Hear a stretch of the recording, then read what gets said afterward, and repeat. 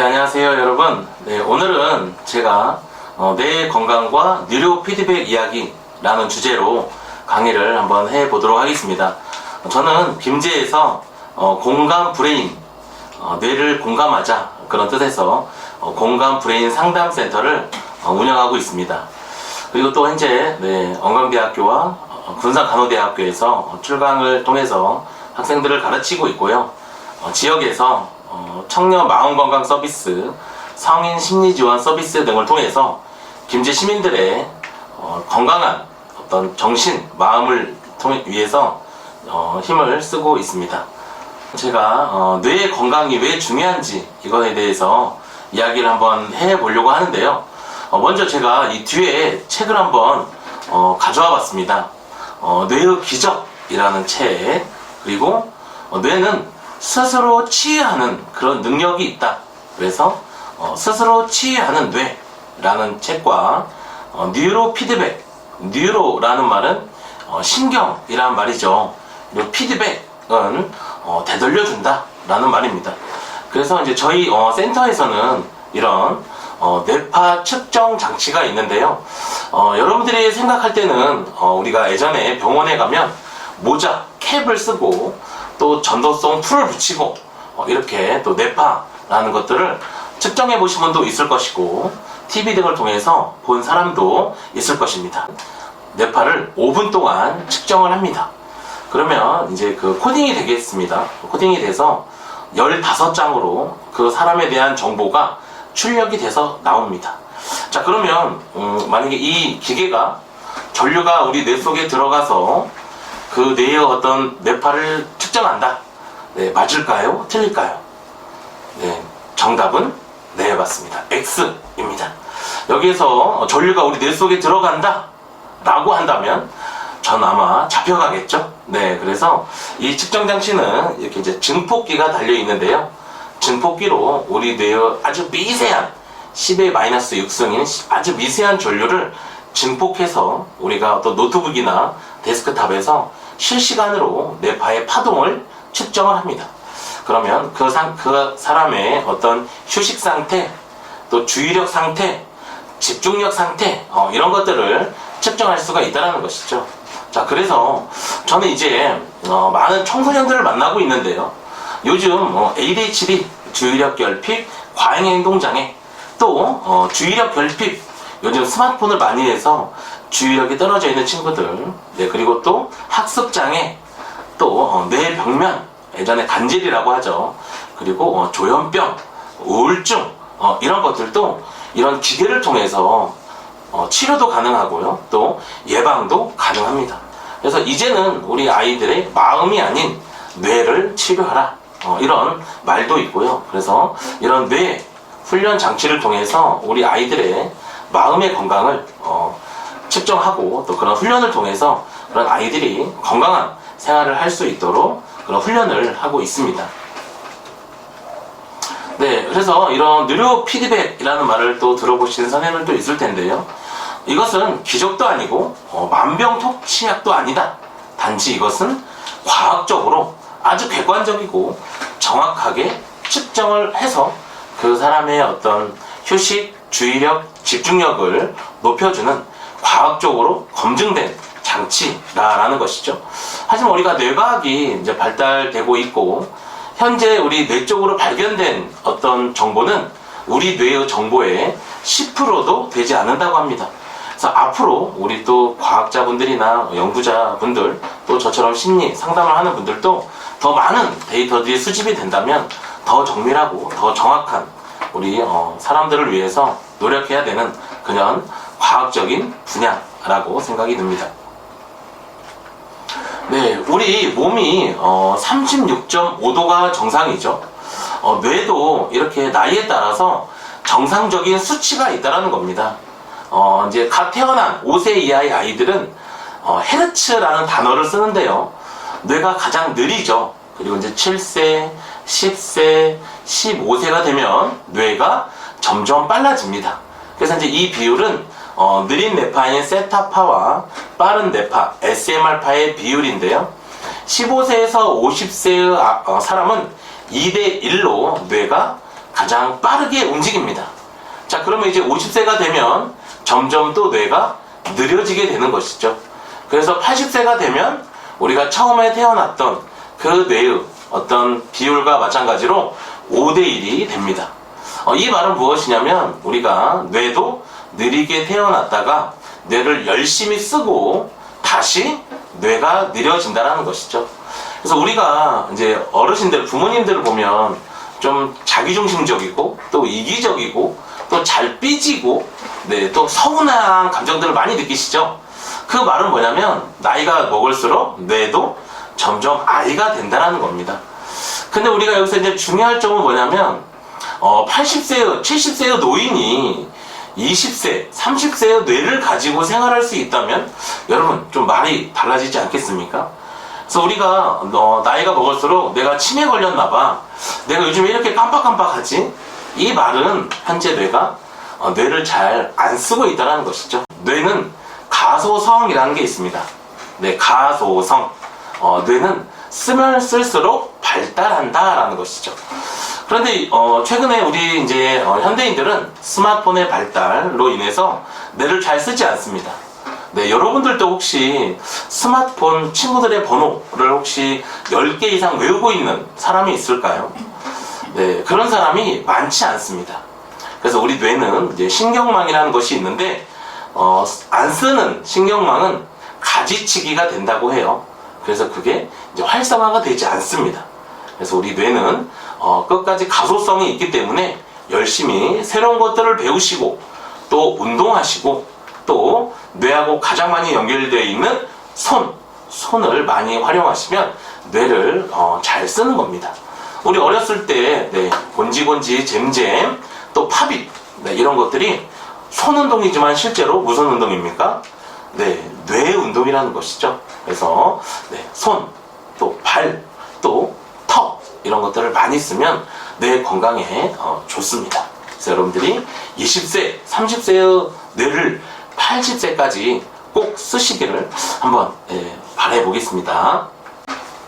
네, 자 이제 앞에서 이야기한 것처럼 뇌는 세 가지의 중요한 기능이 있다.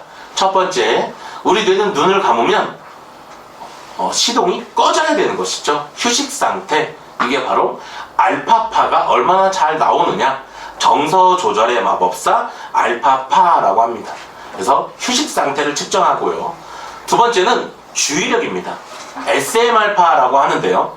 센서 모터 리듬입니다. 그래서 두 정엽에서 많이 나오는 뇌파이고요.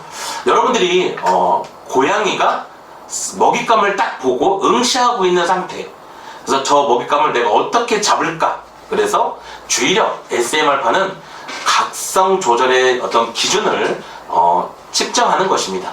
그래서 주의력이 얼마나 높고 낮느냐에 따라서 학습 능력하고도 관련이 되어 있죠.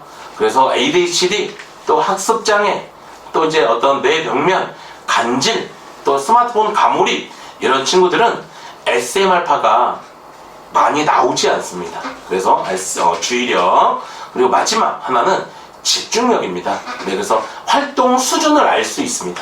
그래서 집중력이 높은 사람들은 뭔가 일을 시작하면 끝까지 해내는 능력, 이러한 것들을 알 수 있습니다. 그래서 과제 집착력, 또 뇌가 얼마나 활성되어 있는지 이런 것들을 알아볼 수 있겠죠. 그래서 우리 몸이 36.5도가 정상이듯이 휴식, 주의력, 집중력은 임상 데이터에 의해서 휴식은 28, 주의력은 25, 집중력은 25 이렇게 기준값이 정해져 있다는 것이죠.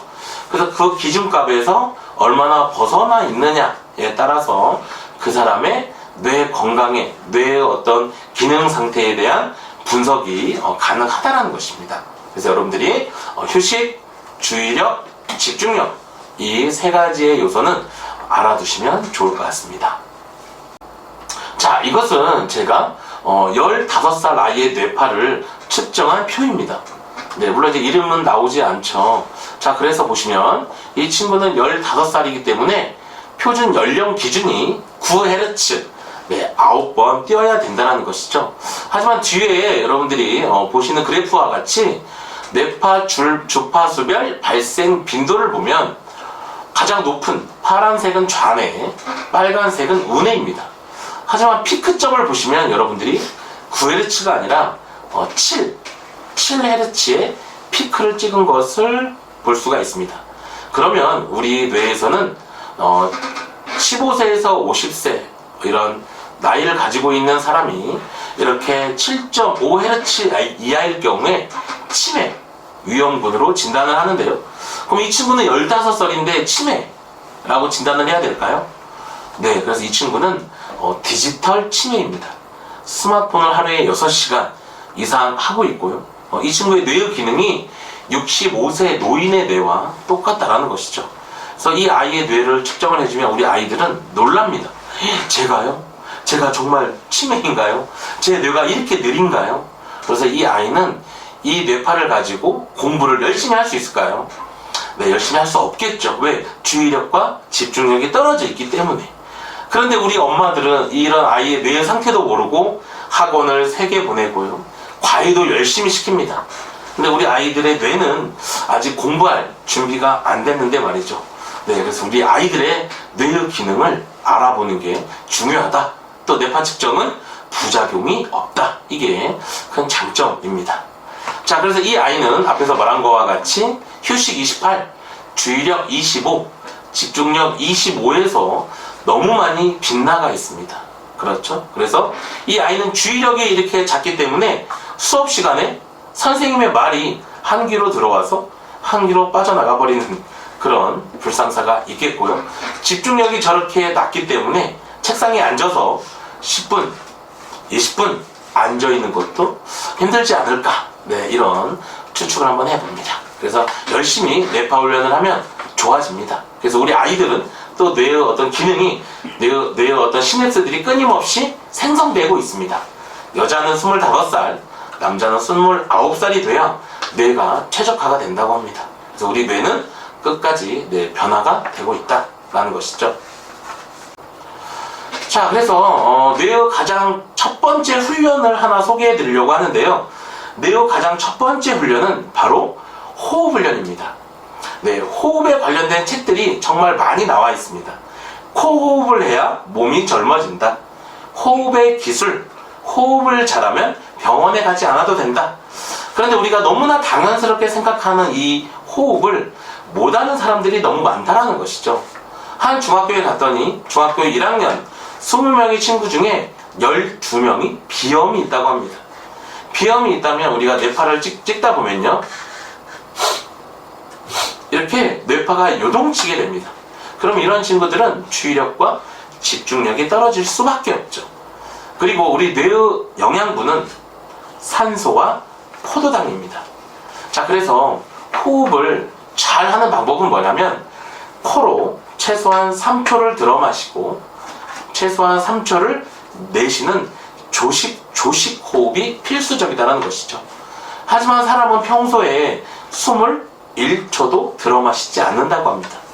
그래서 우리가 호흡만 편하게 해도 마음이 조절되고요. 평소에 잠을 잘 못 자시는 분, 편두통이 있으신 분, 두통이 심하신 분, 이런 분들은 호흡만, 눈을 감고 호흡만 해도 편안한 상태를 경험할 수 있을 것입니다. 자, 그래서 여러분들이 지금 눈을 감으시고 코에 집중하시고, 네, 코로 맑은 산소가 들어온다, 나쁜 이산화탄소가 나간다라고 상상하면서 5분만 해보십시오. 자, 그러면 눈이 맑아지고요, 입에 침이 고입니다. 그리고 마음도 안정이 됩니다. 자, 그래서 여러분들이 호흡 훈련은 이런 기계가 없어도 할 수 있거든요. 그 호흡에 한번 집중해 보시기 바랍니다. 자, 그래서 우리 이제 나이가 먹을수록 성인들은 병원에 가서 건강검진을 합니다. 맞죠?